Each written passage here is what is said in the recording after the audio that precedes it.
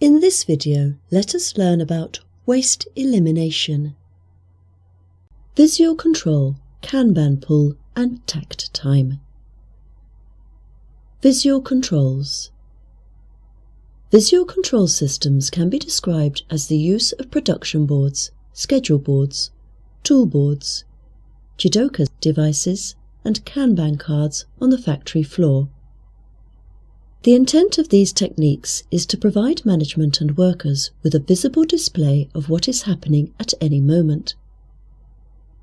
In an ideal situation, anyone can glance across the room and be able to assess or feel the condition of the shop floor, including whether it is operating properly. Visual controls assist the operators by providing them with information that they would not normally receive.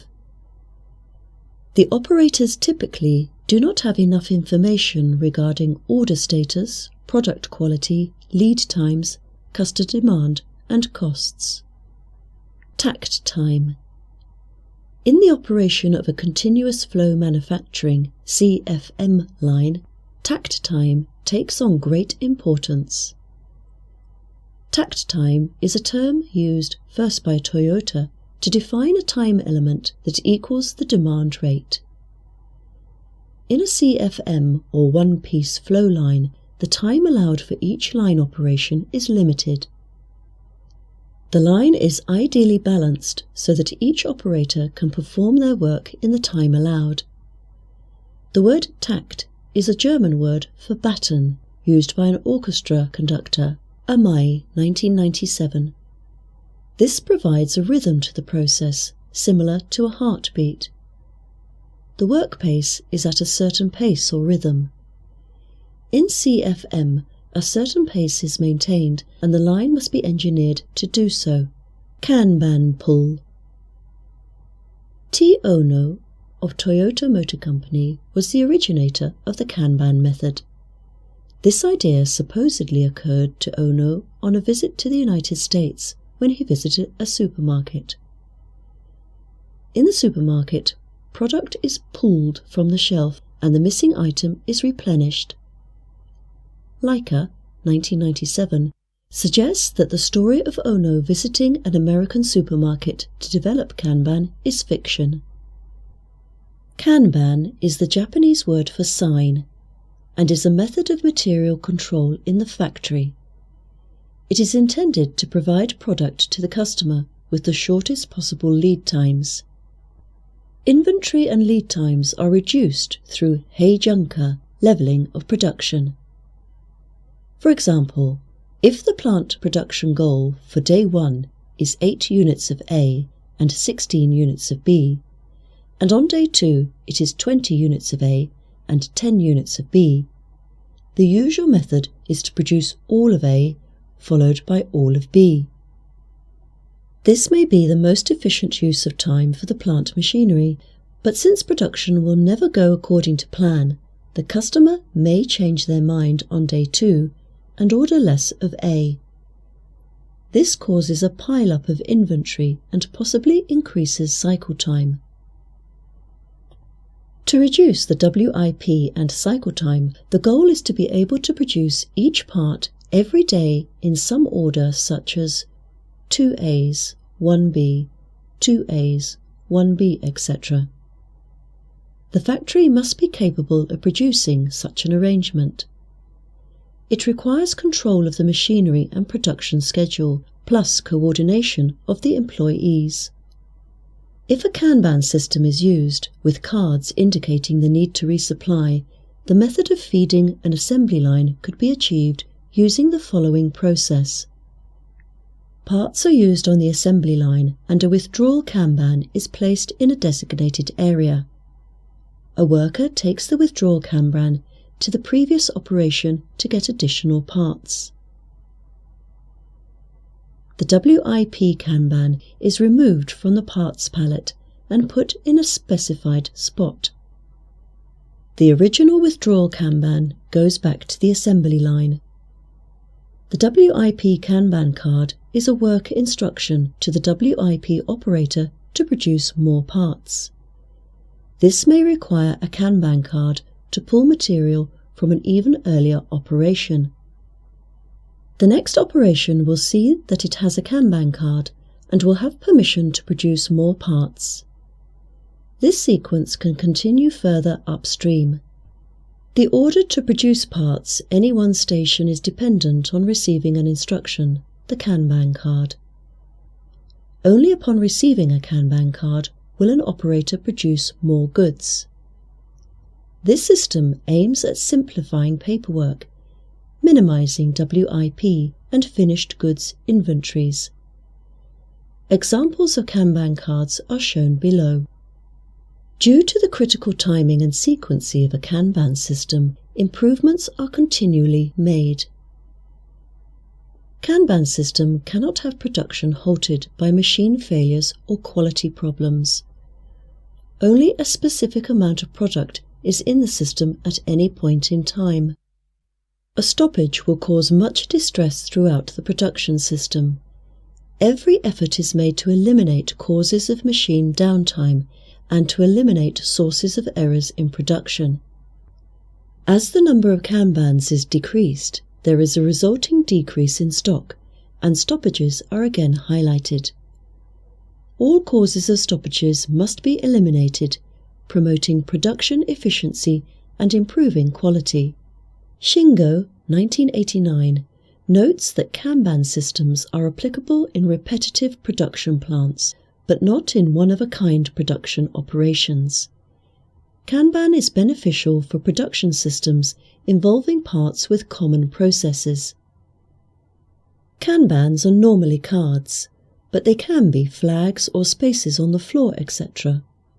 All Kanban details, such as part numbers, locations, barcode, delivery frequency, quantity, etc., are forms of material control. Summary: Waste elimination.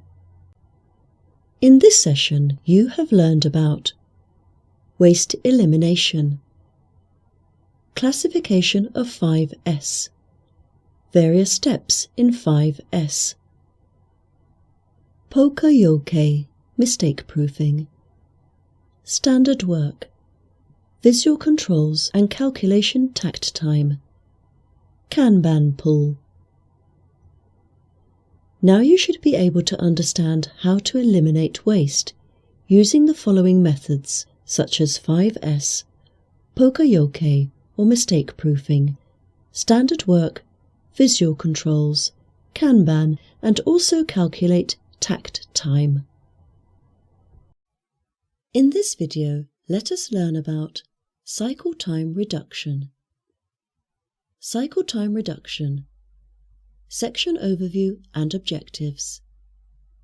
By the end of this lesson, you will learn the process of time reduction and training, demonstrate continuous flow manufacturing, the process of setup reduction, and quick response manufacturing.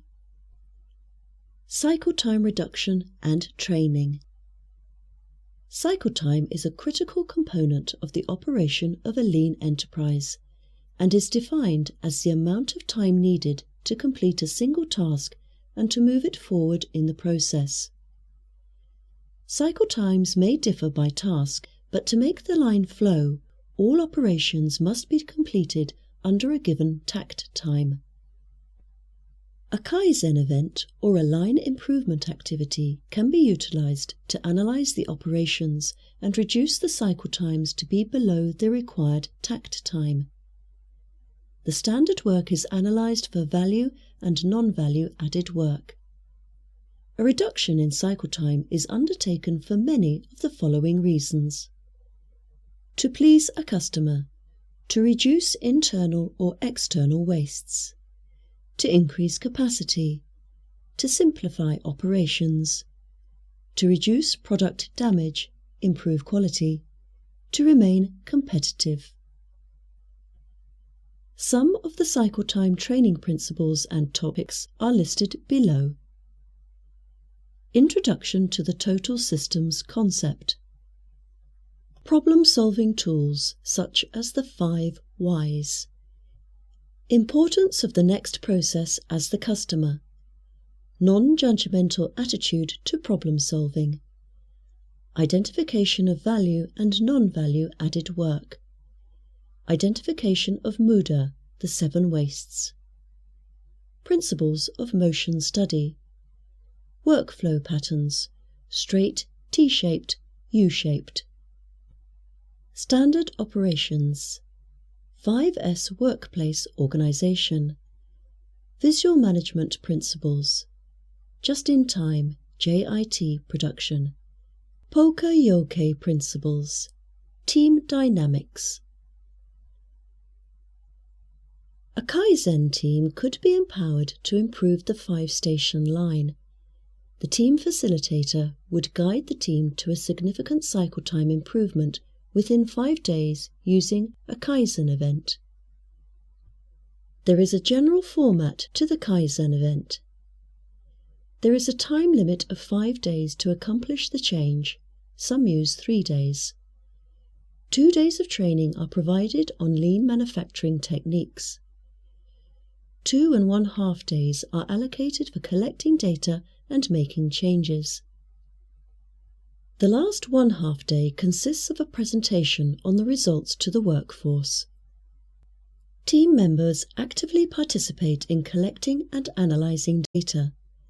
The operators, technical staff, supervisors and maintenance staff can all be team members and be involved in the analysis. The team will perform work sampling, pace studies, line balancing, elemental analysis, motion studies and takt time calculations. Work sampling provides a picture of the work content of the station. This reveals the content and ratio of work, inspection, walking, and other factors. The Shingo technique of classifying human motions. It is divided into 4 grades: assemble, disassemble, and use, true value added. Transport empty, grasp, transport loaded, and release load, non-value added. Search, find, select, reposition, hold, inspect, and pre-position, non-value added, lower on the grading scale than above. Rest, frequent planning, unavoidable delays, avoidable delays, non-value added elements of the lowest rank. The concept in studying human motions is to reduce the stress and strain upon the operators, creating a more efficient operation. The task activity of the operator can be classified and motion elements eliminated or reduced. Perhaps some mechanical device can be used to eliminate a non-valued element. The team will prepare a workplace layout of the line. This layout will include operators, WIP inventory, raw materials, and equipment in the workspace. A charting of the current flow of the product may reveal a spaghetti-like flow. Thus, it can be termed a spaghetti chart. The idea is to arrange the production line using either a U-shape, L-shape, C-shape, or straight line arrangement in order to create continuous flow. The various lines must reduce the distance travelled by the part, reduce the amount of WIP inventory between stations, and still meet the required takt time. The process can be improved to reduce the distance travelled and to promote a smoother flow of work. An analysis of the walking distance and material flow reveals significantly less wasted motion. A Kaizen event is a very stressful time for the whole team, especially for the facilitator, since no one at the beginning will know exactly how it will end up. There are many opportunities for innovation and creativity in the composition of line workload and layout. The final results are almost always pleasantly surprising in terms of achieving team goals.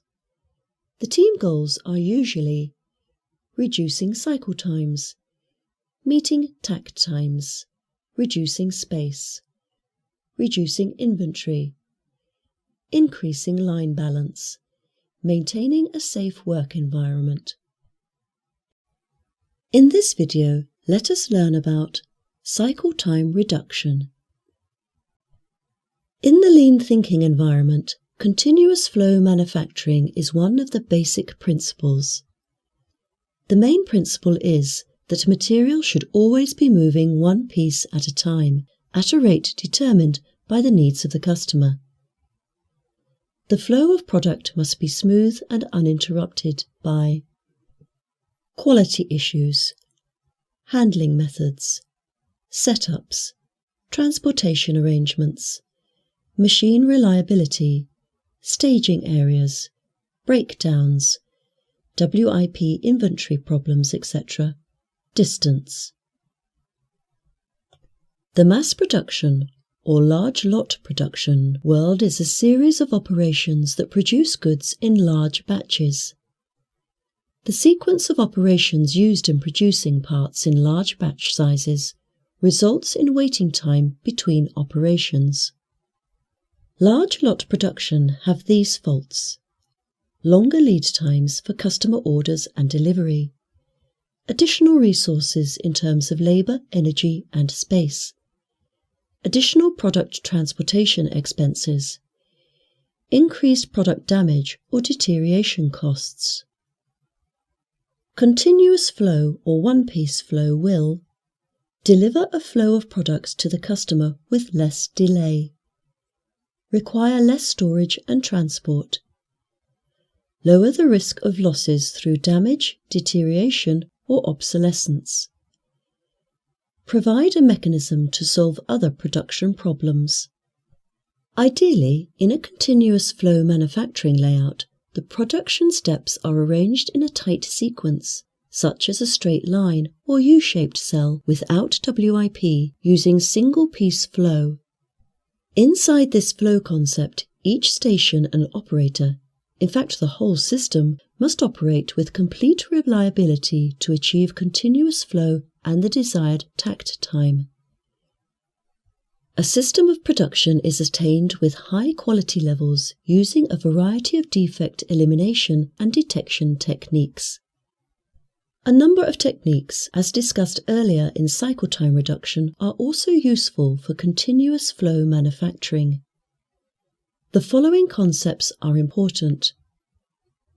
Poka-yoke, mistake proofing, to prevent defects from proceeding to the next step. Source inspection, to catch errors that cause defects and to correct the process. Self-check, checks by the operator to catch defects and to correct the process. Successive checks, checks by the next process to catch errors and to correct the process. Total productive maintenance is used to help achieve high machine capability. See the discussion on TPM presented in section 10 for more details. Cycle time reduction, setup reduction. SUR is an acronym for setup reduction. SMED is an acronym for single minute exchange of dies. In this discussion, the two terms will be used interchangeably. SUR is one of the most important tools in the lean manufacturing system. The concept is to take a long setup change of perhaps 4 hours in length and reduce it to 3 minutes. Most people cannot believe that this is possible. Shigeo Shingo, developer of the SMED system, used it quite effectively in the Toyota production system for just-in-time production. Single-minute exchange of dies does not literally require only 1 minute.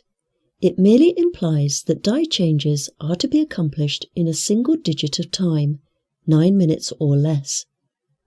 Long setup changes present a major problem for many companies dealing with low-volume production.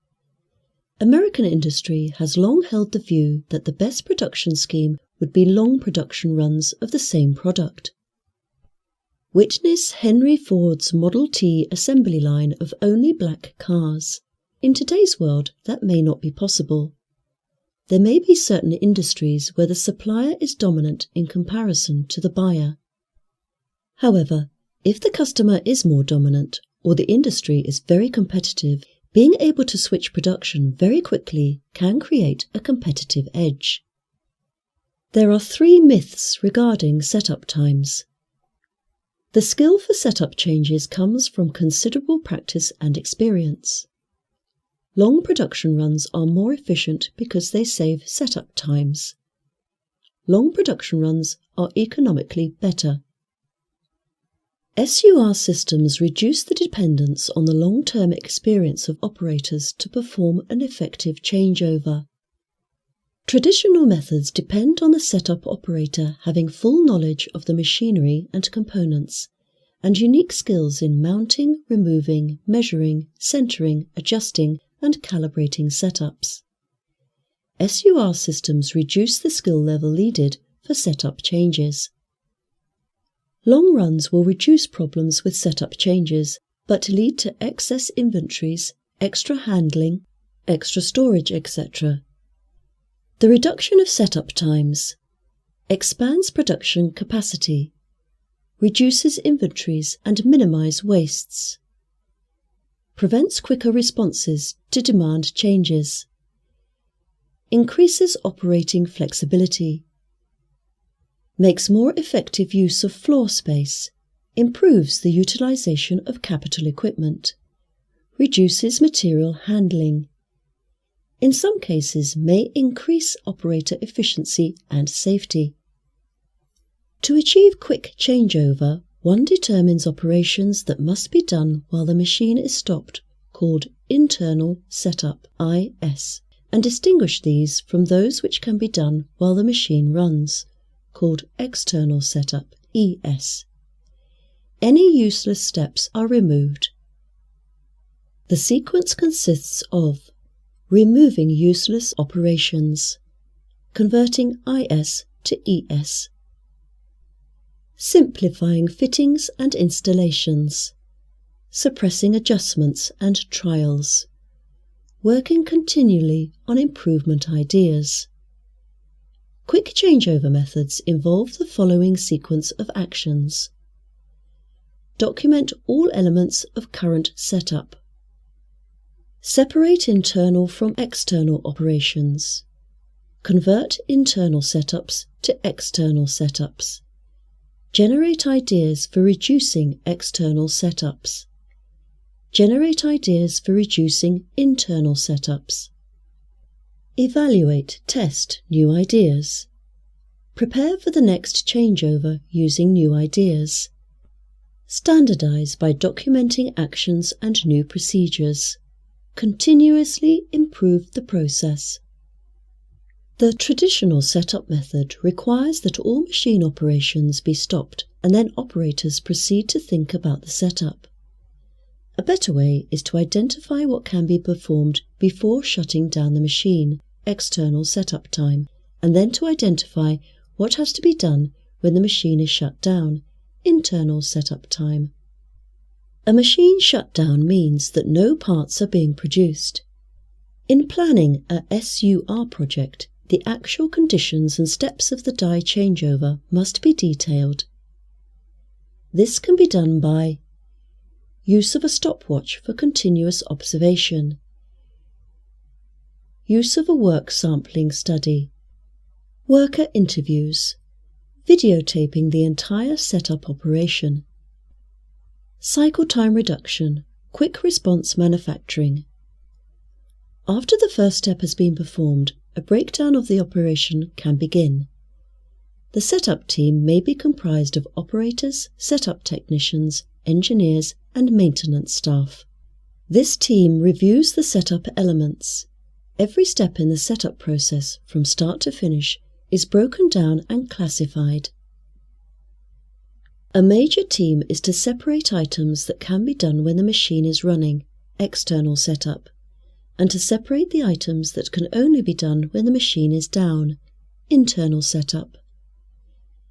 External setup operations should include preparation of parts, finding parts, measuring parts, maintenance of dies and spares, cleaning of spares, etc.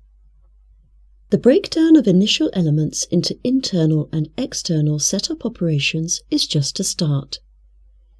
The existing internal setup elements should be re-examined to convert more of those elements into external setup. The goal is to reduce the time to under 1 digit. However, it may take a series of SUR projects to lower the time to 1 digit. The setups team will need to generate some creative options. They should look for preheating of dies, earlier preparation of parts, simplifying holding devices, standardizing die heights, and using common centering jigs, multi-purpose dies, parallel operations, 2 or more people working, functional clamps, one-turn attachments, U-shaped washers, one-motion methods, interlocking methods, elimination of adjustments, etc. Brainstorming and problem-solving sessions are needed to continuously improve the setup process. All elements of internal and external setup must be reviewed in detail and streamlined in order to attain the single-digit goal. Perhaps the goal is unattainable, but efforts should be made to go as low as possible. Once a SUR procedure is agreed upon, the setup team should practice the process and critique itself for additional improvements. Quick Response Manufacturing (QRM) is the next step for the Toyota Production System (TPS). TPS is now 30 to 40 years old and could be considered an old technology. QRM helps companies use speed and the reduction of cycle times to deliver products and services faster than their competitors. This methodology can be applied to both the shop floor and the office. In many cases, QRM requires that the managerial mindset must change. The implementation of QRM in a company requires proper training and orientation to grasp the dynamics of the manufacturing system. It is important to understand how capacity planning, resource utilization, lot sizing, etc. interact with each other and impact lead times. This is very important in the relentless pursuit of lead time reductions. QRM is especially useful for a product line that has a large variety of highly engineered products with variable demand specialized material planning technique that is a combination of both push and pull, termed POLCA, is used for controlling material flow. POLCA stands for Paired Cell Overlapping Loops of Cards with Authorization. This is a material control system that operates in conjunction with MRP and a cellular arrangement. Some examples of the benefits of QRM include reduction of lead times by 80% to 95%, lowered product costs by 15% to 30%, increased on-time deliveries from 60% to 99%, decreased scrap by 80%. The QRM methodology focuses on speed. Suri highlights these principles. Change the management mindset. Find ways to complete a job, focusing on lead time minimization. Plans to operate critical resources at 70% to 80%, not 100%. Do not use equipment efficiency or utilization as the main metrics. Lead time reduction is more important than on-time delivery. Install the POLCA material control system. Move the suppliers to QRM. Educate customers on QRM in order to enable smaller lot sizes. Use quick response office cells, teams for product families. QRM will lead to a truly lean company. Summary: Cycle time reduction. In this session, you have learned about the cycle time reduction and training, continuous flow manufacturing, setup production, and quick response manufacturing. Now you should be able to understand what is cycle time reduction, continuous flow manufacturing, setup production, and quick response manufacturing. In this video, let us learn about Kaizen and Kaizen Blitz. Kaizen and Kaizen Blitz. Section Overview and Objectives. In this lesson, you will learn to define Kaizen, explain the Kaizen strategy, describe Kaizen Blitz. Kaizen. Kaizen is Japanese for continuous improvement. Amai 1997. The word Kaizen is taken from the Japanese kai, change, and zen, good. This is usually referred to as incremental improvement, but on a continuous basis and involving everyone. Western management is enthralled with radical innovations. They enjoy seeing major breakthroughs, the home runs of business. Kaizen is an umbrella term for productivity, total quality control, zero defects, just-in-time, suggestion systems. The Kaizen strategy involves Kaizen management. Management maintains and improves operating standards. Process versus results. Improvement of processes is the key to success. Use the PDCA, PDSA cycles. Plan, do, check, act is the method of improvement. The check cycle refers to verification that implementation has taken place and is on target to meet goals. Quality first. Quality is of the highest priority. Speak with data. Problems are solved with hard data. The next process is the customer. Every step of the process will have a customer. Provide the next step with good parts or information. The ultimate goal is to identify essential workflows and sources of variation in work over time. The diagram can also be adapted to a number of essential support processes. SIPOC captures the key components of success from suppliers through internal processes and on to key customers. Other tools such as process mapping, flowcharting, and affinity diagrams can be used to further identify the major steps in a process or system. Kaizen Blitz. While most Kaizen activities are considered to be of a long-term nature by numerous individuals, a different type of Kaizen strategy can occur. This has been termed a Kaizen event, a Kaizen workshop, or Kaizen Blitz, which involves a Kaizen activity in a specific area involving planning, training, and implementation within a short time period. The Kaizen Blitz, using cross-functional volunteers in a 3 to 5 day period, results in a rapid workplace change on a project basis. The volunteers come from various groups such as accounting, marketing, engineering, maintenance, quality, and production. If the work involves a specific department, more team members are selected from that department. Depending on the experience levels of the group, a 5-day Kaizen Blitz starts with 2 days of intense sessions on continuous improvement.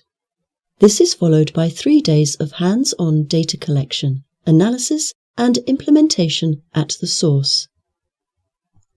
The last portion of the workshop truly requires deep management commitment. Plant managers must trust the decision-making process as determined by the Kaizen Blitz team and facilitator. A significant amount of time and money is involved at the implementation stage. The team makes a final presentation of the project to the plant manager and all interested plant employees. All project team members are encouraged to take part in the presentation. Every project has the possibility of bringing immediate changes and benefits. Various metrics are used to measure the outcomes of a Kaizen blitz. Floor space saved, increased quality levels, line flexibility, safe work environment, improved workflow, reduced non-value added time, improvement ideas. Summary: data collection. In this session, you learned about the following: Kaizen, Kaizen strategy, Kaizen blitz. Now you should be able to understand Kaizen and its strategy along with Kaizen blitz. In this video, let us learn about theory of constraints. Theory of constraints, section overview and objectives. In this lesson, you will learn to define theory of constraints, describe drum, buffer, rope concept, list out the theory of constraints, techniques. Theory of constraints. The theory of constraints, TOC, is a system developed by E. Goldratt in 1986. The goal describes a process of ongoing continuous improvement. Goldratt describes the theory of constraints as an intuitive framework for managing based on the desire to continually improve a company. Using TOC, a definition of the goals of the company are established along with metrics for critical measures. The goal is a novel written in a story format describing the dual trials of a plant manager as he struggles to simultaneously manage his plant and his marriage.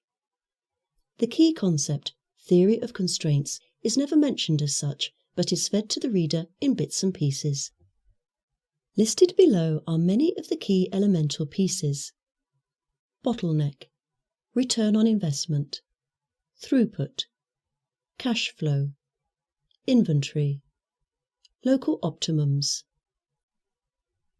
operational expenses, systems thinking, Socratic way, lead times, Jonah, reduction of batch sizes, common sense, cost accounting, delivery of results, fear of change, goals, resistance, assumptions, most are incorrect, net profit. The goal reminds readers that there are three basic measures to be used in the evaluation of a system: throughput, inventory, operational expenses. These measures are more reflective of the true system impact than machinery efficiency, equipment utilization, downtime, or balanced plants. Theory of constraints, concepts. A few of the most widely used TOC concepts are detailed below. Bottleneck resources are resources whose capacity is equal to or less than the demand placed upon it. A non-bottleneck is any resource whose capacity is greater than the demand placed on it. If a resource presents itself as a bottleneck, then things must be done to lighten the load. Some of the appropriate steps might be to offload material to relieve a bottleneck, or to make the bottlenecks work only on parts needed now. One should beware of lost production at a bottleneck due to poor quality or rejects. Balanced plants are not always a good thing. One should not balance capacity with demand, but balance the flow of product through the plant with demand from the market. The plant may be capable of generating inventories and goods at record levels, which jam up the plant's systems. The idea is to make the flow through the bottleneck equal to market demand. One can do more with less by just producing what the market requires at the time. It is possible that existing plant has more than enough resources to do any job, but the flow must be controlled. Dependent events and statistical fluctuations are important. A subsequent event depends upon the ones prior to it. The story of Herbie and the local scout pack describes how the slowest member of a group will restrain the pace of the group. A bottleneck will restrain the entire throughput. Throughput is the rate at which the system generates money through sales. The finished product must be sold before it can generate money. Inventory is all the money that the system has invested in purchasing things that it intends to sell. This can also be defined as sold investments. Operational expenses are all the money that the system spends in order to turn inventory into throughput. This includes depreciation, lubricating oil, scrap, carrying costs, etc. The terms throughput, inventory, and operational expenses define money as incoming money, money stuck inside, and money going out. The following is the 5-step method to be used for TOC implementation. Identify the system's constraints. A system constraint limits the firm from achieving its optimum performance and goals. Thus, constraints must be identified and prioritized for maximum impact. Decide how to exploit the system's constraints. The non-constraints in the system should be managed properly, so that resources or materials are provided to feed the constraints. Subordinate everything else to the above decisions. Constraints may have a limit, so look for ways to reduce the effects of a constraint or look to expand the capacities of the constraints. Elevate the system's constraints. Try to eliminate the problems of the constraint. Strive to keep improving the system. Back to step 1. After the constraint has been broken, go back to step 1 and look for new constraints. Theory of constraints. Drum, buffer, rope, continuation. The drum, buffer, rope concept relates to step 3 above. Subordinate everything else to the above decisions. Most discussions on bottlenecks or constraints center on increasing the capacity or removing factors that slow the bottleneck.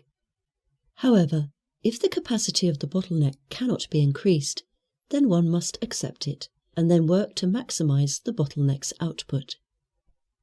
One must ensure a smooth source of materials to the bottleneck. Because machines and equipment have variation in their output, there may, on occasion, be too much work in process, WIP, for the bottleneck, or not enough WIP for the bottleneck. The ideal situation is to always have enough WIP for the bottleneck, which controls the pace of the line, to keep production rates moving. Therefore, a set amount of inventory, a buffer, is needed ahead of the bottleneck. To maintain a proper buffer level, a feedback mechanism is necessary to control the release of raw materials to the downstream equipment. One such technique is called the drum buffer rope concept, as described below. Drum. This is the constraint that controls the pace of the process. The beat of this operation sets the pace of the line. Buffer. This is the work in process or inventory for the bottleneck. It must be available to keep the bottleneck operating at full performance. Rope. This is the feedback mechanism from the buffer to the raw material input point. The dispatching point will release only enough material to keep the buffer inventory at the proper level. The drum buffer rope technique can be thought of as a pull-push system. Theory of constraints, techniques. This approach makes people find their own answers via the artful use of questioning. Direct answers are not given, but people are guided to draw their own conclusions and form their own opinions. Effect, cause, effect. Use brainstorming to determine an intuitive sense of problems and their causes. That is, for an effect, provide assumptions for the effect, then speculate on a plausible cause. The cause is investigated to verify its validity. Evaporating clouds. Find the conflicting assumptions in the composition of a problem. Simple solutions are sometimes available for complex problems. Find the solution by re-examining the basic foundations of the problem. Once changes have been made to the system, the problem may no longer exist. It may evaporate. Prerequisite trees. Something must occur before something else can occur. TOC is a transition tool from an old way of doing things to a new way. Management or improvement teams must determine the system constraint that is limiting production or throughput. A process chart is a good first step toward finding a constraint. An optional method is to develop a value stream map of the process which describes all the actions, both value-added and non-value-added, currently required to take a product from raw materials and deliver it to the customer. Tree diagrams and process decision program charts are also highly effective tools. Summary: Theory of constraints. In this lesson, you have learnt about the following. Theory of constraints.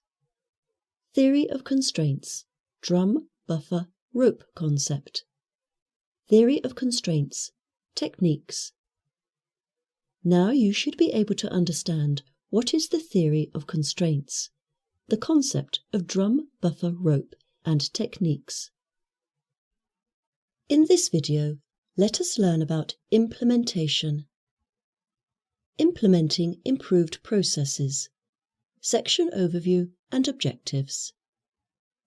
After this lesson, you will be able to define the implementation improved processes. Describe improved processes. Pilot run, pilot study. Listed below are a number of methods used to evaluate process and product improvements prior to full-scale deployment. Pilot run or pilot study. This is a trial of a changed product, process, equipment, or system to gain experience and collect data about the change. In the case of a proposed Six Sigma process change, operators outside of the improvement team are normally included both for training purposes and informational input. A pilot study is a temporary introduction of a solution designed to confirm its effectiveness and uncover any potential problems with its eventual implementation.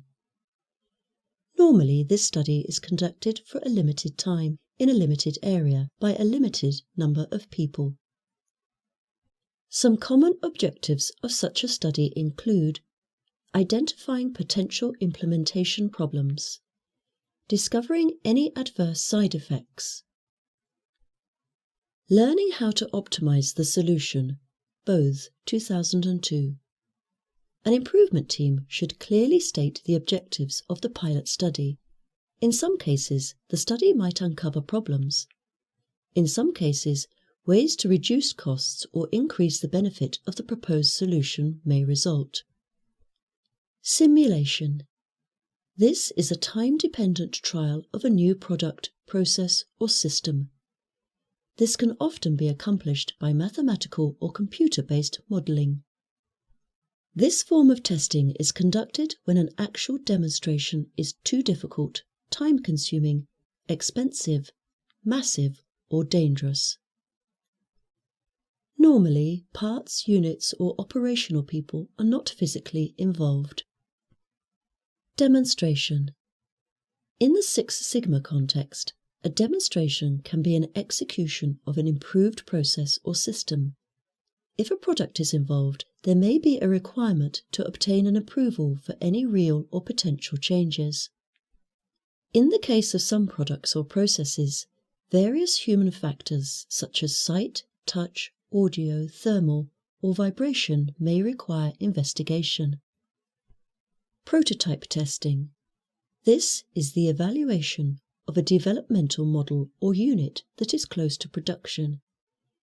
It should be highly representative of the final equipment, parts, and processes.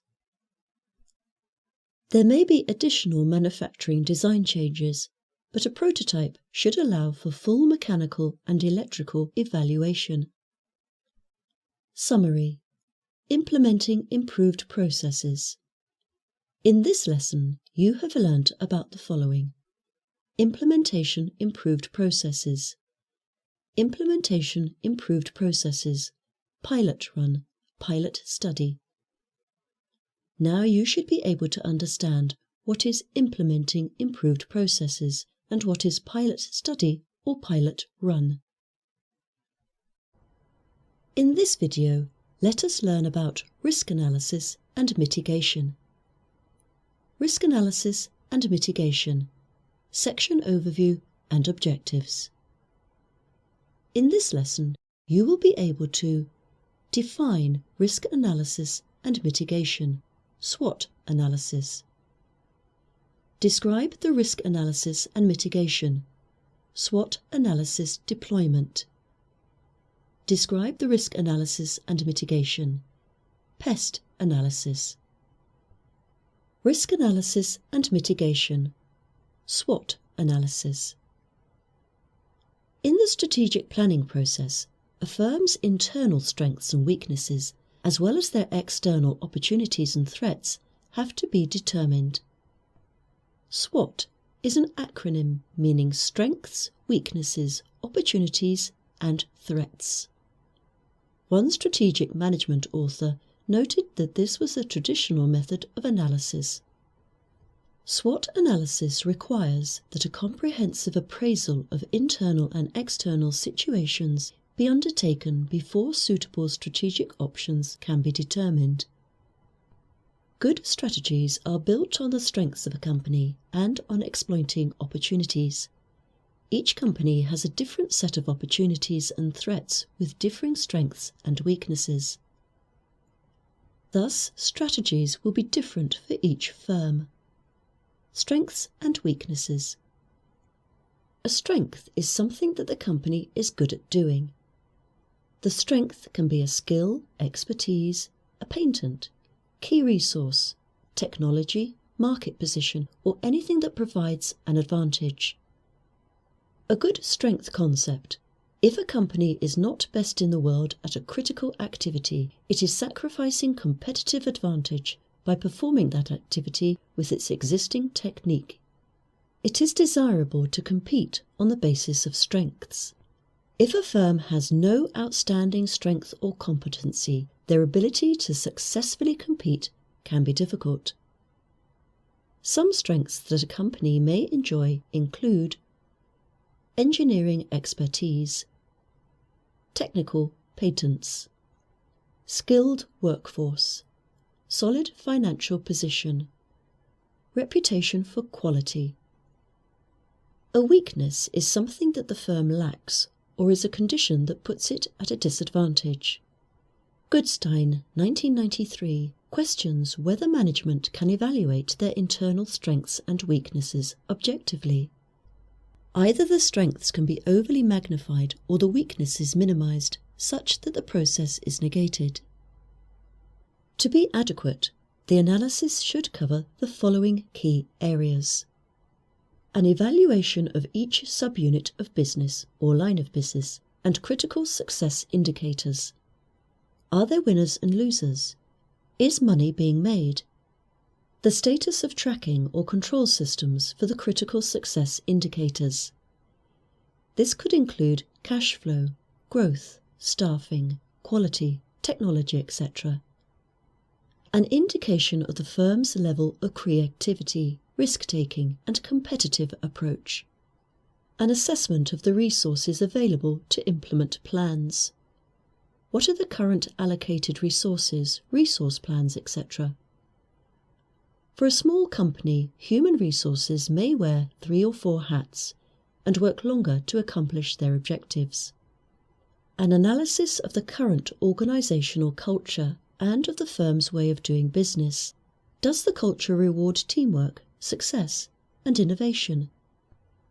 Additional weaknesses include poor cash flow, outdated technology, high overhead expenses, lack of access to skilled labour, poor quality perception by customers. Risk analysis and mitigation, SWOT analysis. The firm must be able to assess the external environment in preparation for challenges. SWOT analysis is designed to make management go beyond their plant boundaries in the strategic planning effort. Economic environment. The status of the economic conditions, market trends, Wall Street confidence levels, or global conditions that can affect the firm. Socio-political environment. This involves local, regional, state, national and global units of government, fall of the Soviet Union, reunification of Germany, etc., special interest groups, or the legal system. Social environment. The value system, social and demographic patterns. Existing lack of skilled workers, IT workers, etc., can affect a firm's planning. Technological environment. What are the available and anticipated technologies? Competitive environment. There is a need to determine the state of competition. Will there be new competitors, and how will they affect the firm? A firm's external world will provide opportunities and threats. The strategy must match up with opportunities suited to the firm's capabilities, defences against external threats, changes to the external environment. The new economy and the Internet present possible opportunities to many companies. At the same time, if a company lets a competitor seize the Internet, that lost opportunity will be a threat to the company. Risk analysis and mitigation. SWOT analysis deployment. SWOT analysis requires management to develop an objective view of the firm. As analysis is being made on strengths and weaknesses, or opportunities and threats, questions arise as to comparison to what or to whom. Does management have the necessary insight to judge? A prime reason for this is that only management does strategic planning for the firm. The remainder of the firm follows the dictates of the top minority. This minority is inbred through the way that prom strategy development by the management staff is often wrong.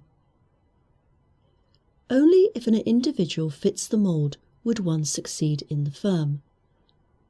Thus, the upper levels of management are occupied by a certain type of people with one way of thinking. A myopic view of the world might result. Hamill rightfully argues that diversity in the gene pool must exist.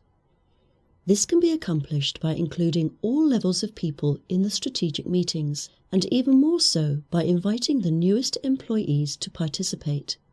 The newest employees have not had the chance to be fully indoctrinated into the company philosophy. They still have the chance to provide new thoughts and insights into the process. A new strategic plan can be developed using the new genes instead of the same old tired ones.